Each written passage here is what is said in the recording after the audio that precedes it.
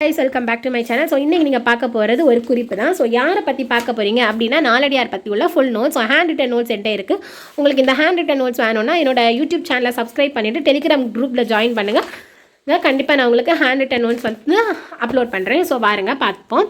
So இதோட ஆசிரியர் யாருன்னா சமண முனிவர். இவர் வந்து பாண்டிய நாடு, அதாவது மதுரை நாடை சார்ந்தவங்க. பாடல்கள் மொத்தம் 400 பாடல்கள் எழுதியிருக்கு. கடவுள் வாழ்த்து இல்லாமல். இது சிறப்பு பெயர் வேளாண் வேதம் 4 அடி 400 குட்டி திருக்குறள். வேளாண் வேதம் வந்து ரொம்ப இம்பார்ட்டன்ட். இதுக்கு முன்னாடி வந்திருக்க கொஸ்டின் தான். ஸோ சிறப்பு பெயர் என்னெல்லாம்? வேளாண் வேதம் 4 அடி 400 குட்டி திருக்குறள். பாவகை வந்து வெண்பாதான். அதுக்கப்புறம் இது வந்து ஒரே ஒரு தொகை நூல்.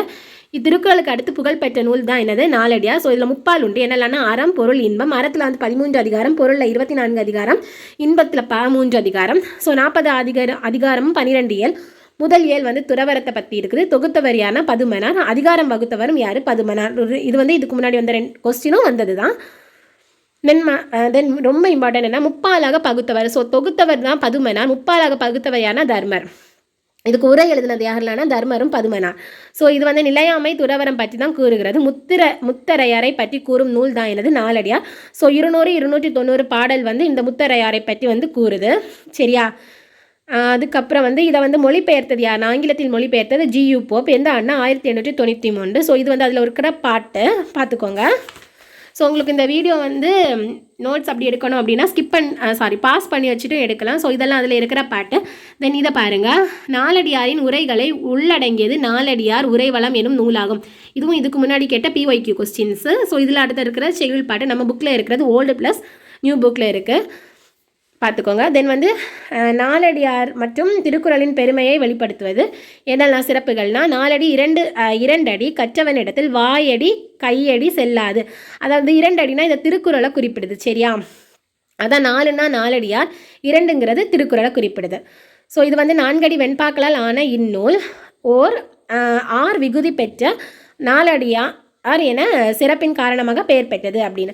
ஸோ இதுக்கு ஒரு கதை இருக்குது. என்னென்னா, பஞ்சம் காரணமாக சமண முனிவர்கள் 8000 பேர் என்ன பண்ணாங்கன்னா ஒரு குகையில் தங்கி இருந்தாங்க. அப்போ அவங்க வந்து பஞ்சம் முடிஞ்சோடனே அந்த குகையிலேருந்து போகும்போது ஆளுக்கு ஒரு வெண்பா எழுதிட்டு போவாங்க. அது தெரிஞ்ச அரசர் வந்து பாண்டிய மன்னன் என்ன பண்ணுவார்னா அந்த ஏடுகளை எல்லாம் ஒரு வைகை ஆற்றில் வந்து விட்டுருவார். ஸோ அது மீதி எல்லா ஏடுகளும் போகும். மொத்தம் 400 ஏடுகள் தான் என்னது ஆற்று நீருக்கு எதிர ஒதுங்கி இருக்கு. ஸோ அதை வந்து யாருன்னா நச்சினக்கினியார் இவங்க வந்து என்ன பண்ணுவாங்கன்னா தொகுப்பாங்க. அதுதான் என்னது இந்த பாட்டு கொடுத்துருக்கேன். என் பெருங்குஞ்சத்து எனாயிரம் இருடி பண் பொருந்தா பாடிய 400 அப்படின்னு சொல்லியிருக்காங்க. புரிஞ்சா? ஸோ 8000 பேர் எழுதுனதில் 400 பாடல்கள் தான் மீதி இருக்குது அப்படின்னு. இந்த நாலடியாரை கோள்களுக்கு பயன்படுத்திய புகழ்மிக்க உரை ஆசிரியர்கள் யாரெல்லாம்னா பரிமேலழகர், நச்சினக்கினியார், அடியாருக்கு நல்லா. இதுவும் ஒருக்கா PYQ கொஸ்டின்ஸை. ஸோ யாரெல்லான்னு பார்த்துக்கோங்க.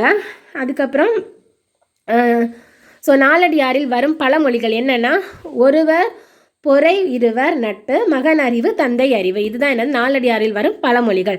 அடுத்த மீண்டும் வந்து என்னது நம்ம ஸ்கூல் புக்கில் இருக்கிற பாடல் வரிகள் கொடுத்துருக்காங்க.